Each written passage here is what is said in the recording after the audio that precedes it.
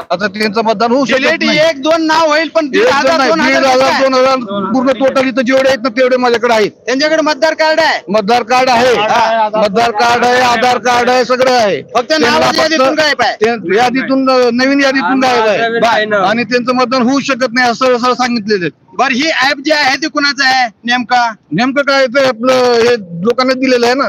राष्ट्रवादीने दिलं, काँग्रेसने दिलेलं आहे आणि ते म्हणजे सर्व पक्षाचं आहे. या सर्व पक्षाच्या यादीमधून सुद्धा नाव गायब आणि टोटल मुसलमानाचे नाव गायब आहेत. बर आता एवढ्या यादीमध्ये सगळ्याच आम्ही चेक करलो, सकाळपासून आम्ही तेच करत बसलेलो आहे. बर आणि सगळं ते TNT न टाकलं, सगळं मतदाराचं सगळं नंबर टाकून सुद्धा तिच्यात नाव आहे पण तिथं गेल्यानंतर डिलीट झालेलं आहे. बघा निवडणूक अधिकाऱ्यांनी याच्याकडे तात्काळ लक्ष देणं खूप गरजेचं आहे. पहिलाच आरोप असा आहे की एका पक्षाला मतदान केलं तर दुसऱ्या पक्षाला मतदान जातंय अशा पद्धतीचा आरोप पूर्ण देशामध्ये चालू आहे. आणि याच्यातूनच जर 1,500 ते 2,000 नावं गायब होत असतील तर हे संशयास्पद बाब आहे. निवडणूक अधिकारी म्हणून जिल्हाधिकारी साहेब याच्याकडे कसे लक्ष देतात ते पाहूया. आजच सायंकाळी 5 वाजेपर्यंत नसेल तर हे मतदार मतदानापासून वंचित राहणार आहेत.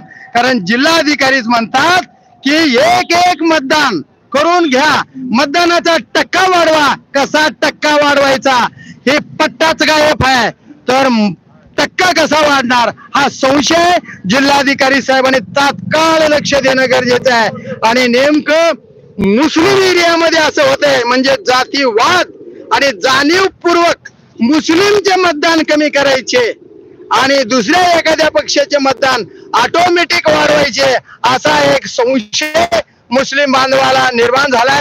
या ठिकाणी सर्व जाती धर्माचे मतदार आहेत पण एरिया मुस्लिम असल्यामुळे यादीतूनच नावं गायब झालेत. तर पाहूया रात्री 5 ते 6 वाजेपर्यंत जिल्हाधिकारी काय करतात ते याच वेळात. आजच मी प्रभाकर लोंढे, संपादक खडतर प्रवास, YouTube चॅनल, धाराशिव, उस्मानाबाद. धन्यवाद उस्मानाबादकर, धन्यवाद धाराशिवकर.